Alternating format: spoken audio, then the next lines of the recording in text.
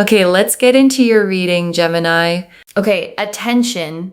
There's a deep emotional message appearing in this reading from an older maternal figure energy.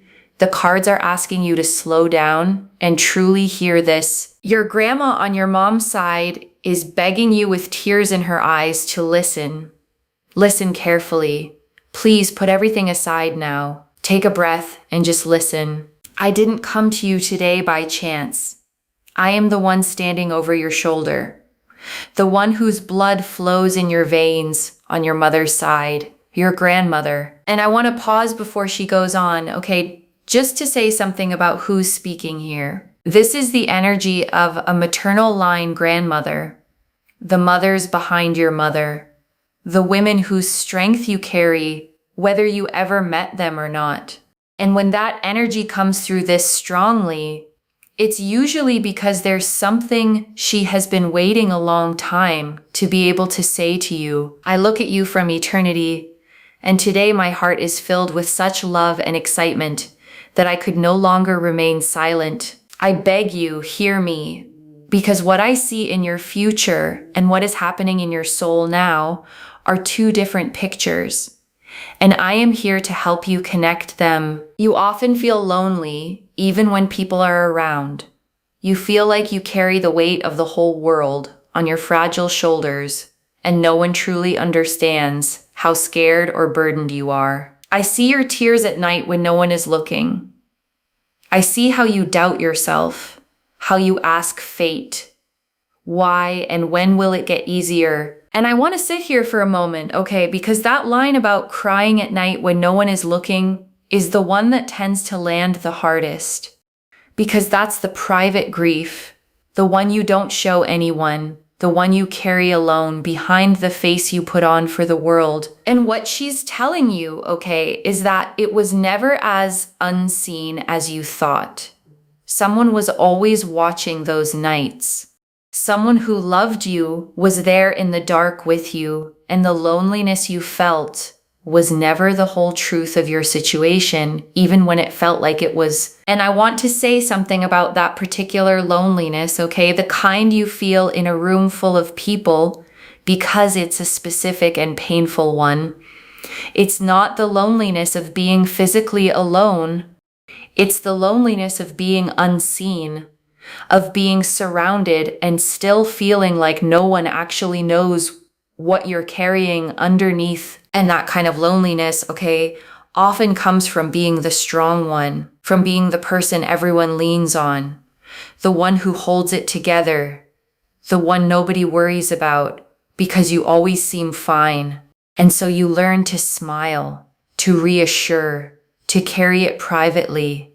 And the more capable you look on the outside, the more invisible your struggle becomes. But your grandmother is telling you, okay, that from where she sits, you were never invisible. The mask you wore for everyone else never fooled her for a second. She saw straight through to the tired, frightened, tender person underneath. And she loved that person most of all. My dear, I cry with you. But these are not tears of grief. These are tears of trepidation, because you stand on the threshold of such great changes that you can't even dream of. I want you to know everything you've been through, every cold day, every disappointment, every betrayal was just preparation. And I want to hold that word for you, okay? Preparation, because it completely changes the meaning of your pain. It's saying the hard things weren't random. They weren't punishment. They weren't proof that life is against you. They were the forging, the shaping, the making ready of the person you needed to become, to hold what's coming next. You are the most precious treasure of our family. You contain all the strength of your ancestors, all our resilience, and all our unspent tenderness. And I want you to really feel that phrase, okay? Unspent tenderness, because it means the love the women before you didn't get to fully give in their own hard lives didn't disappear. It got passed down. It lives in you now, all of it, all that saved up gentleness waiting for a life soft enough to finally pour it into. And I want to go one layer deeper on this preparation idea, okay? Because there's a version of it that's just a comforting phrase, and there's a version that's genuinely true, and she means the true one. Think about what hardship actually builds in a person, okay? The cold days taught you to survive without much warmth, which means you know how to stand on your own.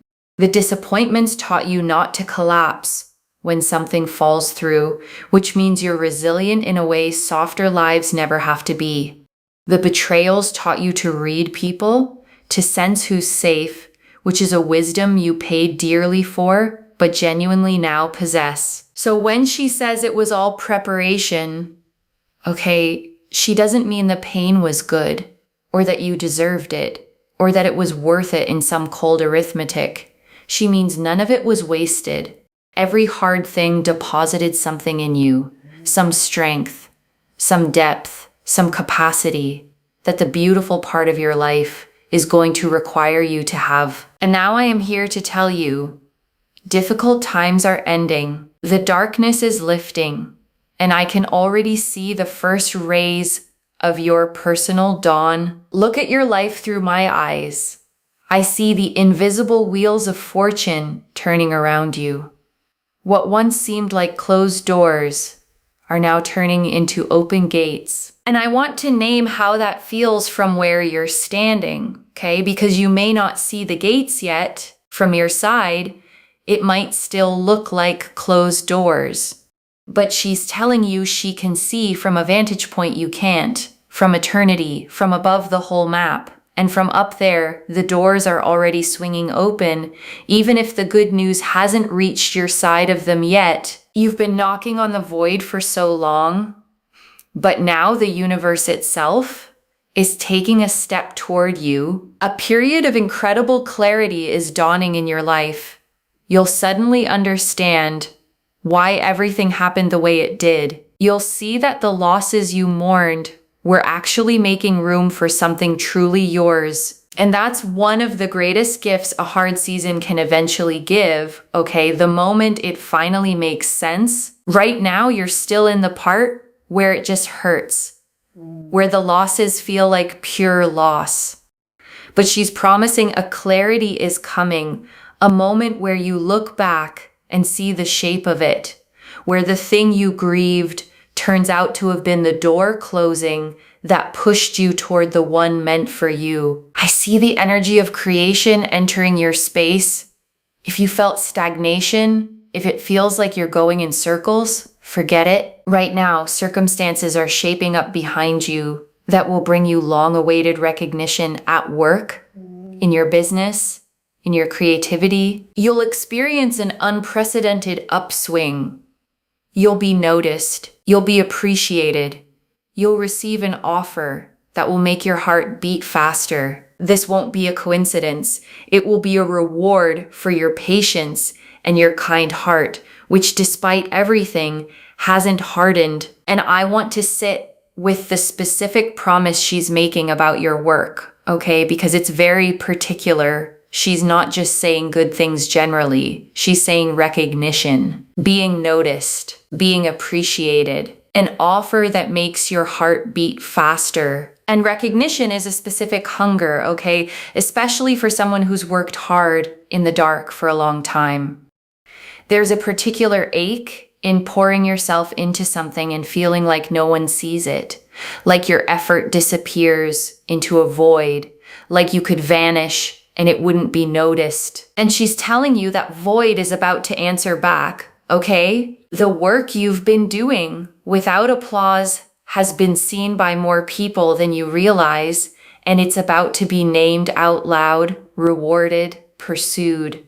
The recognition you've quietly longed for isn't vanity. It's a legitimate need to be valued, and it's finally being met. And I want to stop on that, okay? Because it's one of the most quietly heroic things about you. Your heart hasn't hardened after everything. All the cold days, all the betrayals, you could have gone bitter.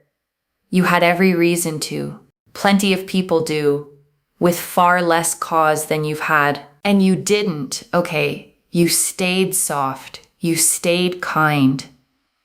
And your grandmother is telling you that softness isn't the thing that made you vulnerable. It's the thing that's about to be rewarded. But the most important thing I want to whisper to you is your soul and your love. I see your heart beginning to thaw. If you've been wounded, if you've locked away your tenderness so as not to feel any more pain, it's time to open up. Someone is coming to you, or a deep breakthrough in your existing relationship will occur that will make you feel like a little protected girl again. You no longer need to be a warrior. You no longer need to defend yourself from the world. I beg you, allow yourself to be weak. Allow yourself to be cared for. You deserve to be carried in arms. And I want to speak so gently to this part, okay? Because for someone who's had to be strong for a long time, this might be the hardest thing she says.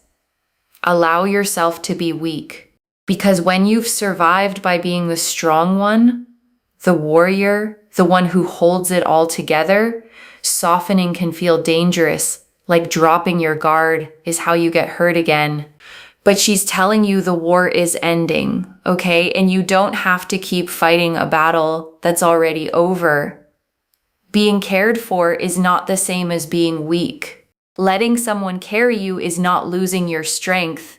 It's finally getting to set it down and rest, which you have earned 1,000 times over. And I want to speak to the fear underneath the armor, okay? Because there's a real reason you built it. If you locked your tenderness away, it's because tenderness got you hurt. You opened up once or many times, and someone used the opening to wound you. And so the logical, protective part of you concluded, never again, keep it locked, stay armored, don't let anyone that close. And that armor worked, okay, in the sense that it kept some pain out, but it also kept the good out. Because you can't selectively numb. The same wall that blocks the hurt blocks the love, the closeness, the being cared for that you actually long for underneath. And your grandmother is telling you it's safe to lower it now, okay? Not recklessly, not with just anyone, but she can see that either someone new is coming or something in an existing bond is about to shift in a way that lets you feel like a protected girl again, cared for, safe, held. And that's the thing the armor was always secretly trying to protect, not keep away. I see abundance in your future, not just survival, but sheer abundance. Money will begin to flow from sources you never even considered. It's as if a stream blocked by old stones has finally broken through. Your hands will become a magnet for well-being. The main thing is, don't be afraid to ask for more. Don't think you're unworthy. You are the heir to power.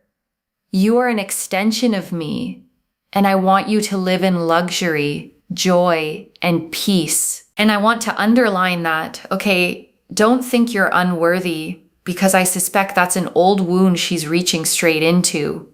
A lot of people who've struggled quietly believe deep down that they don't deserve abundance, that good things are for other people, that asking for more is greedy or too much. And your grandmother is overturning that completely. Okay, she's saying you are the heir to power, an extension of her, of the whole line behind you. The abundance isn't something you have to earn by being worthy enough. It's your inheritance. And she wants you to reach for it with open, unashamed hands. And I want to name where that unworthiness usually comes from, okay? Because naming it helps loosen its grip. Most people who feel undeserving of abundance weren't born feeling that way.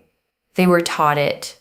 Somewhere along the line, they absorbed the idea that wanting more was selfish, that money was for other luckier people, that asking made you a burden, that you should be grateful for scraps and not reach for the feast. And those lessons run deep, okay? Deep enough that even when good things come, a part of you flinches, braces, waits for it to be taken back, or quietly sabotages it because on some level, you don't believe you're allowed to keep it. And your grandmother is speaking straight into that, okay? She's saying the unworthiness was never yours. It was handed to you, and you can hand it back. You are the heir to power. The abundance isn't charity you have to deserve. It's your birthright, flowing down the same line her blood flows down. And she wants you to receive it without 1 ounce of apology. Listen to me carefully. Stop looking back. There is nothing left in the past except the lessons you've already learned. Don't carry resentment toward your mother or those who hurt you on her side. I am here to heal that bond. I take your pain. I take your worries. I stand at your right shoulder and bless your every step. When you're afraid, just imagine me hugging you. Feel this warmth. That's me. And I want to be tender about this part, okay? Because the healing of the maternal bond is something a lot of people need and don't know how to reach. If there's been pain between you and your mother, or hurt from that side of the family, your grandmother is offering to stand in the middle of it, to hold the wound from the other side, to be the ancestor who finally breaks the chain of hurt instead of passing it down. And she's not asking you to force forgiveness, okay? Or to pretend it didn't hurt. She's just asking you to set the resentment down, not for their sake, but for yours. Because carrying it is one more heavy thing on shoulders that have carried enough. And I want to be careful and real about this, okay? Because family pain is delicate, and I don't want to hand you a tidy fix for something that isn't tidy.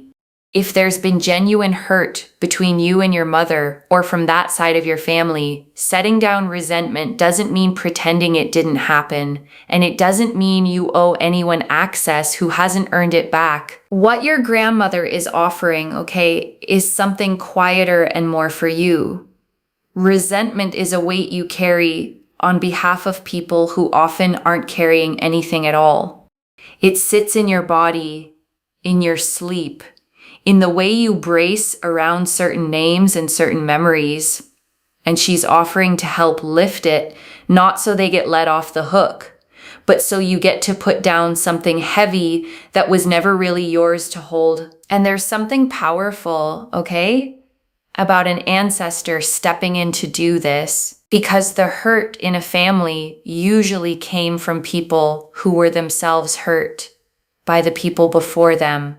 And when a grandmother from the other side reaches in to heal it, she's reaching back through the whole chain, trying to stop the pain where it's been passing, so it doesn't reach your children too. In the coming days, pay attention to signs. I will send you clues. It could be a random remark from a passerby, a song you haven't heard in ages, or a bird landing on your windowsill. You will feel this special thrill inside. It will be my signal. Yes, darling, you are on the right path. Don't ignore your intuition.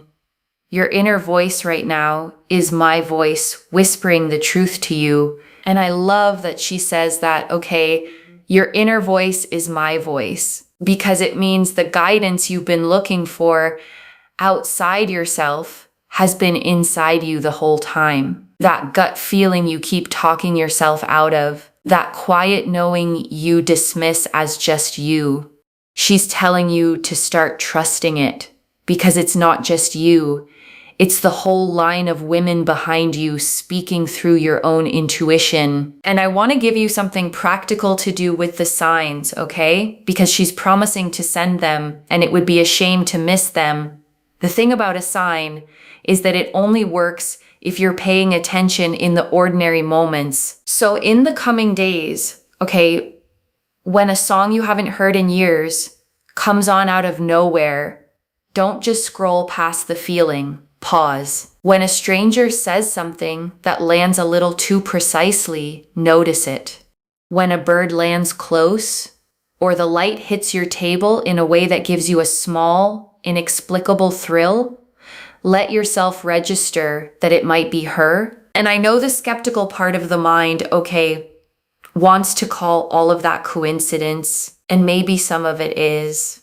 But here's the thing, choosing to feel accompanied, choosing to read the world as something that's reaching toward you rather than ignoring you, changes how you move through your days. It softens the loneliness. It reminds you you're not doing this alone. And whether you call that spiritual or just a kinder way to live, it's a gift she's offering you. Soon, very important news will enter your home. It will concern either your family or your home, your personal space. It will bring you the sense of stability you've been so lacking. You will finally feel the ground beneath your feet. You will find your anchor, your place of power. And that phrase, the ground beneath your feet, okay, is such a specific promise for someone who's felt unsteady for a long time. Because when life has been uncertain, when you haven't known where you'd be or whether things would hold, you live in a kind of low, constant bracing. And she's promising that's ending, that a stability is coming solid enough to finally let you stand and stop bracing and build. I see you blossoming. Your beauty will now become something special, glowing from within. People will turn their heads as you pass, not understanding what has changed about you. What will change is that you will finally believe in your uniqueness. You will stop comparing yourself to others. You will understand that you are one of a kind, and that is your greatest magic. And I want you to catch what she just said there, okay? Because it's the real secret in it. The thing that will make people turn their heads isn't a new face or a new body. It's that you'll finally believe in yourself, and that belief radiates. Confidence changes a face more than anything external ever could. When you stop shrinking, stop comparing, stop apologizing for taking up space, something lights up in you that everyone can feel and no one can quite name. My daughter, my granddaughter, I'm so proud of you. I see all your little victories that no one knows about. I see how you choose kindness when you could respond with evil. I see how you find the strength to smile when everything inside is burning. Your kindness isn't a weakness. It's your greatest strength. And it's this strength that will now attract a miracle to you. And I want to sit with those little victories no one knows about, okay? Because I think you need to hear that they were seen. The times you held your tongue instead of firing back, the times you stayed kind to someone who didn't deserve it, the times you smiled through something that was quietly breaking you. Nobody clapped for those, okay? Nobody handed you an award for choosing goodness when bitterness would have been easier. But your grandmother saw every single one, and she's telling you they counted, they mattered, and they're the very thing drawing the miracle toward you now. Don't be afraid of change, even if it seems drastic. Sometimes an old house needs to crumble so that a beautiful palace can be built in its place. Everything that's leaving your life now is leaving at the right time. Let go with a light heart. Don't hold on to the rubble. A fullness of life awaits you that we could never have imagined back then. And that image of not holding on to the rubble, okay, is worth really taking in. Because when an old structure in your life falls, the instinct is to grab the pieces, to try to rebuild the exact thing that was crumbling, and she's gently telling you not to. The palace can't be built on top of the rubble of the old house. The ground has to be cleared first. And what feels like loss right now is actually the clearing. I want you to promise me one thing. Start pampering yourself. Stop putting life off. Buy that dress you've been dreaming of. Start drinking coffee from the most beautiful cup. Allow yourself to rest, even if it seems like you have so much to do. You are a woman. You are a source of energy. And if you are empty, you will have nothing to give the world. Fill yourself with joy and I will make sure you always have the opportunity to do so. And I love that she asks for this as a promise, okay, not a suggestion. Because for someone who always puts themselves last, rest and joy start to feel like things you have to earn by finishing everything first. And the list is never finished. So she's making you promise to stop waiting.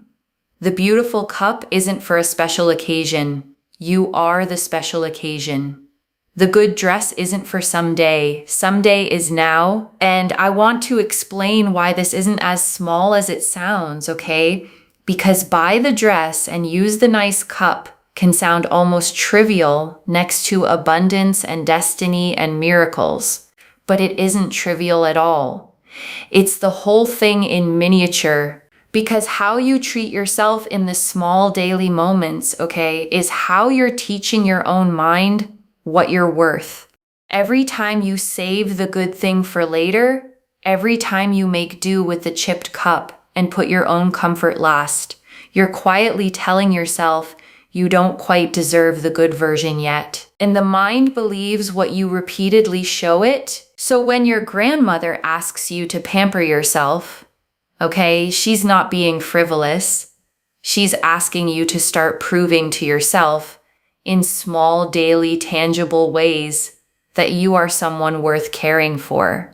Because you can't fully receive a whole abundant life if you won't even let yourself have the beautiful cup. The small yes to yourself is practice for the big one. Your destiny is now like a vibrant canvas just beginning to be embroidered with golden threads. I see a journey. It may be short or long, but it will change your perception of the world. You will see new horizons and understand how vast the world is and how much room there is for your happiness. Remember, I am always near. I am in the sound of the wind, in a drop of rain, in a glint of sunlight on your table. I have never left you, and I never will. Our entire family is looking at you with hope and love. You are our pride. You are the one who will right all the wrongs of the past and create a new bright future for yourself and your children. And I want to name how much weight that carries, okay?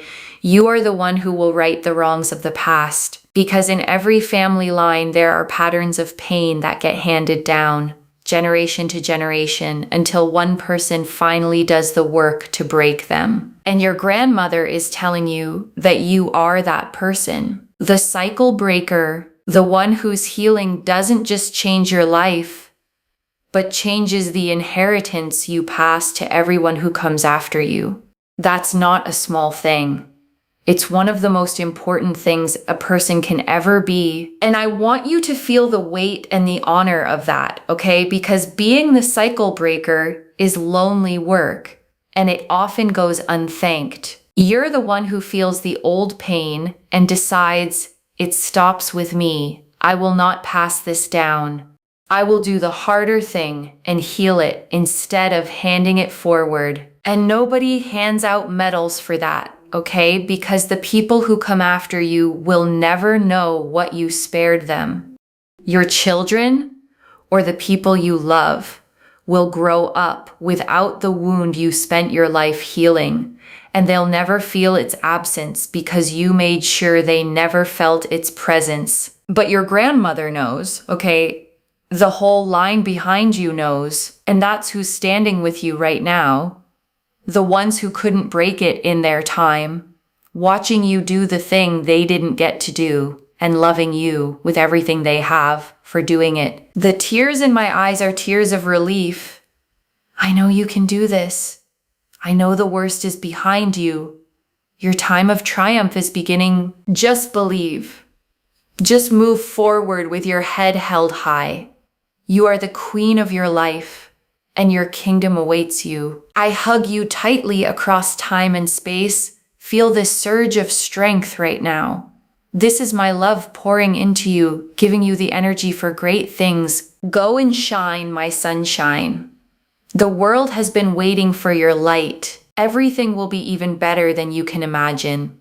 I love you endlessly. Your time has come. And before I let this reading close, I want to gather up what she came to say. Okay, the first, your pain was preparation, not punishment. Every cold day, every betrayal, it wasn't proof that life is against you. It was the forging of someone strong enough to hold what's coming. And what's coming is the good part. The second, you're allowed to put the armor down. You've been the warrior for so long that softening feels dangerous, but the war is ending. You get to be cared for now. You get to be carried. That's not weakness. It's rest you earned 1,000 times over. The third, you are the one who breaks the cycle. The abundance, the love, the stability, they're your inheritance, not a reward for being worthy enough. And your healing rights the wrongs of the whole line behind you and blesses everyone who comes after. Don't think you're unworthy of any of it.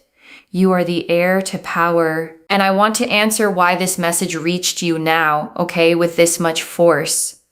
Because you've been crying those private tears, asking fate why, and when it would get easier, wondering if anyone saw how hard you were trying. And someone did. Okay, someone who loves you beyond time saw every night of it and couldn't stay silent one more day without telling you the worst is behind you. And she wants you to hold on to this, okay? The wheels of fortune are turning. The closed doors are becoming open gates. Recognition is coming in your work. Abundance from sources you never considered, love that lets you feel protected again, stability that gives you ground to stand on, and a belief in your own uniqueness that will make you glow from within. So let me lay this all out one final time, okay, slowly, so it actually settles. Your grandmother on your mother's side came through today because she couldn't stay silent watching you suffer. When she can see what's about to arrive. Everything you've been through was preparation. The darkness is lifting, and recognition, abundance, love, and stability are all turning toward you now. And your kindness, the heart that never hardened, the little victories no one saw, are the exact things drawing the miracle in. And all she asks is that you set down the armor, set down the resentment, start pampering yourself, trust your intuition, and move forward with your head held high. One message. You were never as alone as you felt. She never left. And your time has finally come. If this reached you, loves, comment below. I feel you, Grandma, and let her know it landed. I genuinely read every comment. Okay, even the ones I can't always reply to individually. Your story becomes part of the reason this reading keeps finding the next person who needs it too. Like this reading, and make sure that you're subscribed. And I'll see you in the next one. Wherever you're watching this from, okay, I want you to actually feel this settle in before you go. You have carried so much, okay, for so long, mostly alone. Mostly in the dark, mostly without anyone saying they saw how heavy it was. And today someone did. Okay, someone whose love for you outlasted her own life reached across everything to tell you that the weight is about to lift, that the softness you kept through all of it was never foolish, and that the good part has your name on it. So let yourself believe her, okay? Just for tonight. Let yourself believe that the worst really is behind you, that you really are the treasure of your line, and that everything ahead is going to be even better than you can imagine. Go and shine, okay? The world really has been waiting for your light. Take care of yourself. Bye, loves.